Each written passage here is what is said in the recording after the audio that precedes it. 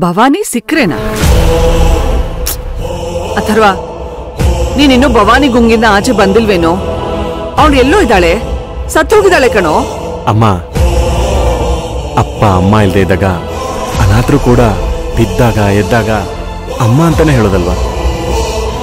ಇಲ್ಲ ಅನ್ನೋದು ಶಬ್ದ ಅಷ್ಟೆ. ಅದು ಸುತ್ತಮುತ್ತಲಿರೋರ್ಗೆ, ನಮ್ಮೊಳಗಿರೋ ಆತ್ಮಕ್ಕಲ್ಲ. ಅವಳು ಯಾವಾಗ್ಲೂ ಇಲ್ಲೇ ಇರ್ತಾಳೆ. ಅಂದ್ರೆ ಏನೋ ನಿನ್ ಮಾತಿನರ್ಥ? ಹ್ಞೂ ಅಜ್ಜಿ, ವಿರಾಟ್ಗೋಸ್ಕರ ನಾನು ಮತ್ತೆ ಭವಾನಿನ ಹುಡುಕ್ತೀನಿ. ಅವಳು ಸಿಗೋವರೆಗೂ ಬಿಡಲ್ಲ. ಅವಳನ್ನು ಹುಡ್ಕೋ ಏರ್ಪಾಡು ನಾನ್ ಮಾಡ್ತೀನಿ. ಅವಳೆಲ್ಲೇ ಇದ್ರು ಸಿಗ್ತಾಳೆ. ಅಥರ್ವ, ನೀನ್ ಸರಿಗಿದೆಯೋ ಇಲ್ವೋ? ಭವಾನಿ ಹೆಸರು ಕೇಳಿದ್ಮೇಲೆ ಮತ್ತೆ ಸಮಸ್ಯೆ ಶುರು ಆಯ್ತಾ ಏನು? ಅಜ್ಜಿ, ಹಾಗೇನೂ ಇಲ್ಲ. ಭವಾನಿನ ಹುಡುಕ್ತೀನಿ. ಅವಳು ಸಿಕ್ಕಿದ ಕೂಡ್ಲೆ ನನ್ನ ವಿರಾಟ್ ಮದುವೆ ಒಟ್ಟಿಗೆ ಮಾಡ್ಬೋದಲ್ವಾ? ನಿಮ್ ಹೊಸ ಬೀಗ್ರು ವಿರಾಟ್ಗೆ ಅವ್ರ ಮಗಳನ್ನ ಆರಾಮಾಗಿ ಧಾರೆ ಎತ್ತು ಕೊಡ್ಬೋದು.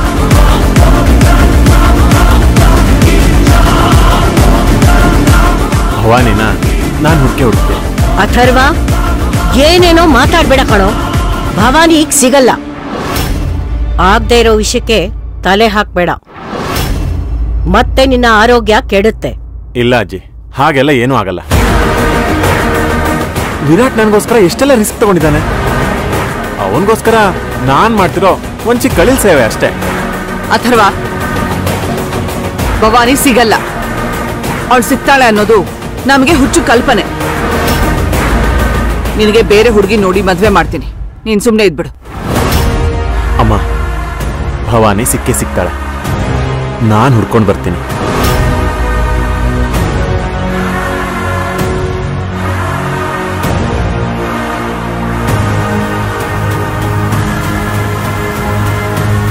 ಏನ್ ನಡೀತಾ ಇದೆ ಇಲ್ಲಿ?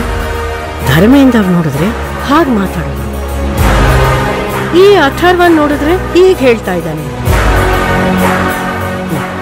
ಏನು ಅರ್ಥನೇ ಆಗ್ತಾ ಇಲ್ಲ. ಕೊನೆ ಎಲ್ಲಿ ಹೋಗಿ ನಿಲ್ಲುತ್ತೋ ಏನು?